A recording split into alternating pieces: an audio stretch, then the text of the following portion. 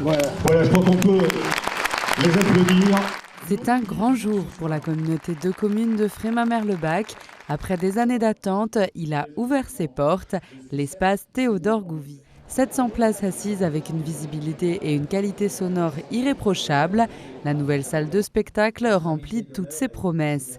Dans son discours, le président de la communauté de communes a qualifié ce nouveau théâtre de pas vers l'avenir pour le bassin houillé. Depuis près d'un an, le projet BEST prend forme à Fare-Bersviller. Les terrassements avancent, le gros œuvre s'élève. Aujourd'hui, il prend un peu plus de hauteur encore avec un moyen de communication original, une montgolfière. En présence du maire, Laurent Kleinens, le promoteur Kodik a fait officiellement don d'une montgolfière estampillée BEST à l'association Libre Ballon du Bastberg, basée à Saverne. Donc c'est une nouvelle classe qui a été ouverte à la rentrée de cette année et du coup on veut nous la retirer et on ne sait pas trop pourquoi parce que le nombre d'effectifs est là.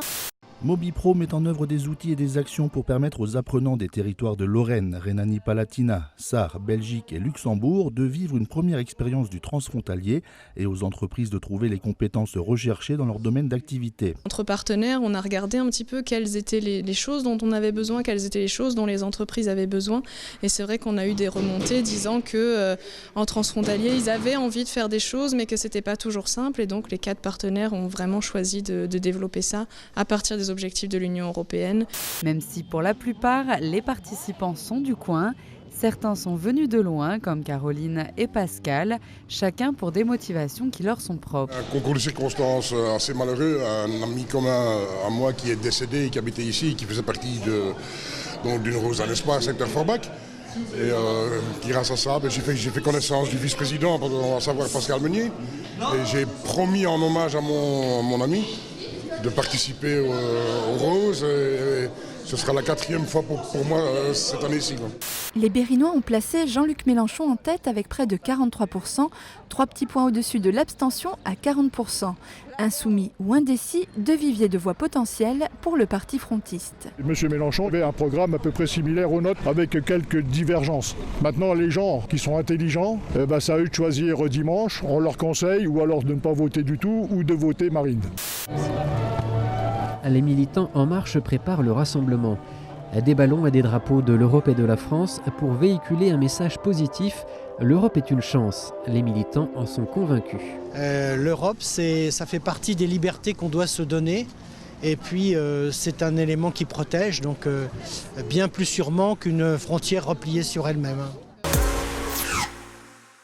Secteur de Woustviller, 22 000 roses pour plus d'espoir. 256 motos réparties en 3 groupes ont sillonné le territoire.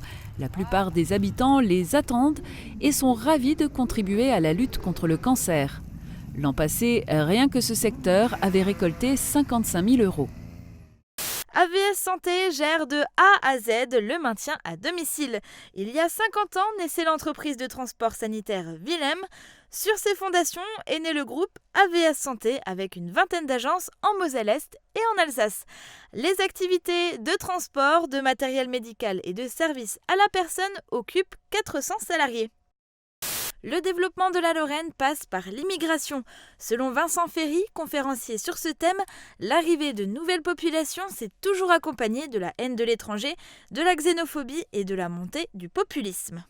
Quand on arrive, par exemple, dans la France des années 20, qui est beaucoup plus religieuse en pratique, essentiellement catholique, le fait d'être catholique, par exemple polonais, on est rejeté encore plus parce que le catholicisme c'est pas le même en fait. Et donc c'était un handicap supplémentaire, contrairement à ce qu'on voudrait nous faire croire aujourd'hui. Isabelle Coiffure délocalise à Roulin. Après 10 ans d'activité au centre-ville, la gérante quitte Sarreguemines avec ses contraintes de parking et sa grande concurrence pour se développer à Roulin. 6 employés vous offrent leurs services dans un nouvel espace doté d'un grand parking. Proposer des paniers de fruits et de légumes bio aux salariés, voilà l'idée de Continental. 85% des salariés interrogés déclarent être séduits par l'idée. Ce projet fait partie d'une démarche globale visant le bien-être au travail.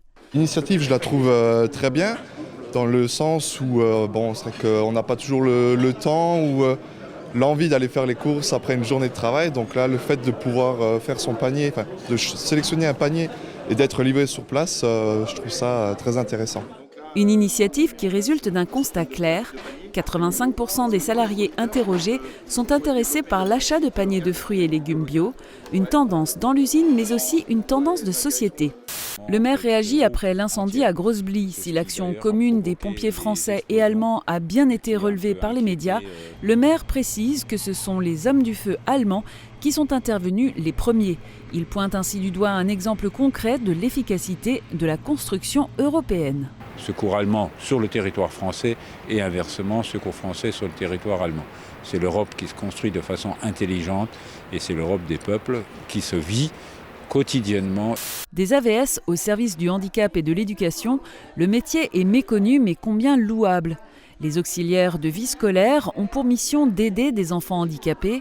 Ils développent leur autonomie et leur donnent les moyens de progresser au même rythme que les autres. Des ampoules LED offertes pour promouvoir l'économie d'énergie, l'agglo et la ville de Sarralbe lancent une opération de distribution gratuite d'ampoules LED aux ménages à faible revenu. L'idée est de démontrer qu'on peut combiner puissance énergétique et économie. Cette initiative est le résultat d'une convention qui lie l'agglo, le ministère de l'Environnement et EDF. 290 jeunes athlètes s'affrontent à Sarreguemines, originaires d'une vingtaine de collèges mosellans. Ils ont rivalisé dans plusieurs disciplines, course à pied, lancer de javelot, lancer de poids, saut en hauteur et saut en longueur. Cette étape est qualificative pour les championnats nationaux. L'Office de tourisme fait place à la marche active et voici les ingrédients qui composent cette nouveauté. Des histoires et des anecdotes racontées par le guide Frédéric Gia en différents points des deux côtés de la frontière. Et entre ceux-ci, une marche un peu plus sportive qu'à l'accoutumée, entrecoupée d'exercices physiques. C'est dans leur véhicule blindé de combat d'infanterie que les soldats se rendent sur la zone de combat. Comme dans la réalité, ils sont armés, équipés et coordonnés. Rien n'est laissé au hasard.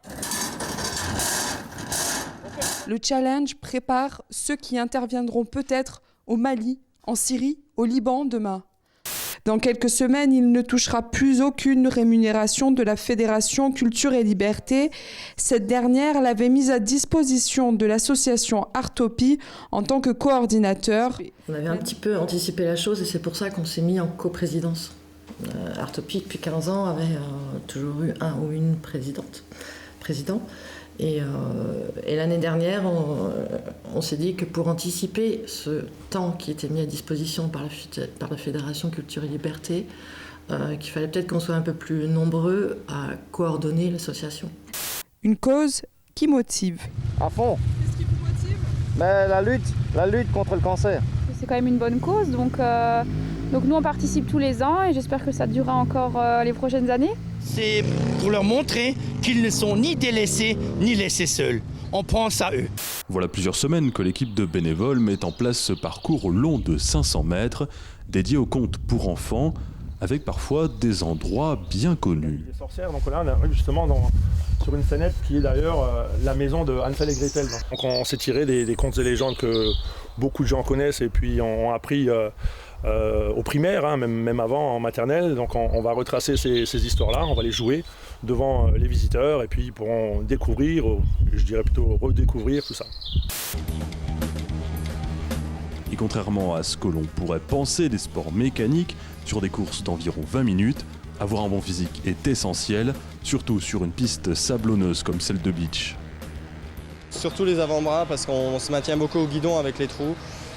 Et puis dans les jambes aussi, parce qu'on roule beaucoup debout forcément dans les trous, il faut encaisser les chocs et la moto elle est puissante, il faut la tenir.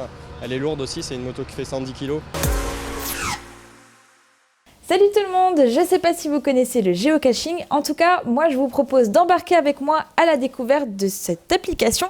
Alors les deux outils indispensables pour faire du géocaching, c'est un smartphone avec l'application et un stylo au cas où on tombe sur des toutes petites caches qui nécessitent d'écrire nos prénoms avec un stylo et qui ne sont pas fournis.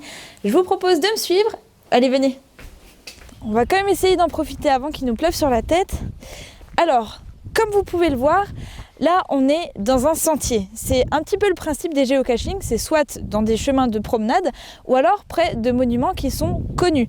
Donc moi, j'ai décidé de vous emmener vous promener et je vais essayer de me rapprocher de ma cache grâce à mon GPS.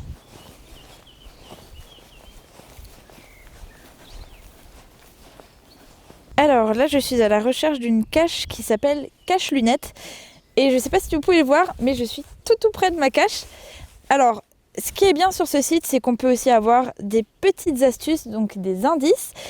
Et là, en l'occurrence, l'indice, c'est endroit sec et sombre entre des planches.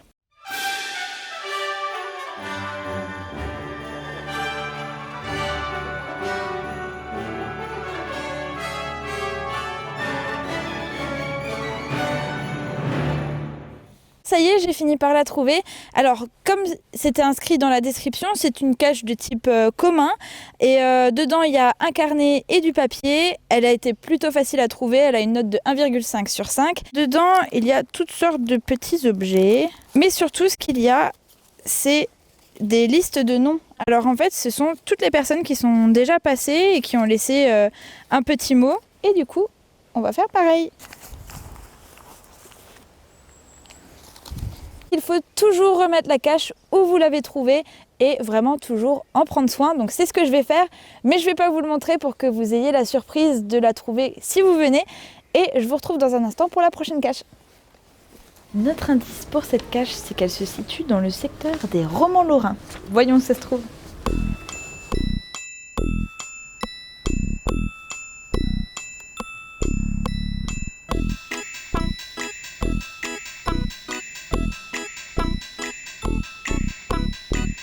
Ça y est, je l'ai trouvé. Et la plupart des caches que vous allez trouver, même dans la nature, vont se présenter sous cette forme-là. C'est un petit boîtier d'anciennes pellicules d'appareil photo. Et à l'intérieur, vous allez trouver, comme d'habitude, un petit papier sur lequel vous allez pouvoir ajouter votre nom. Et voilà, maintenant il ne reste plus qu'à la remettre en place le plus discrètement possible. Avec moi, vous avez pu voir 2 caches relativement faciles, mais il y en a beaucoup d'autres avec d'autres niveaux de difficulté que vous pouvez découvrir si vous allez sur le site de Géocaching. Vous verrez qu'autour de nous, il y en a un bon paquet à découvrir. Maintenant, vous avez toutes les clés en main et je vous souhaite une bonne aventure.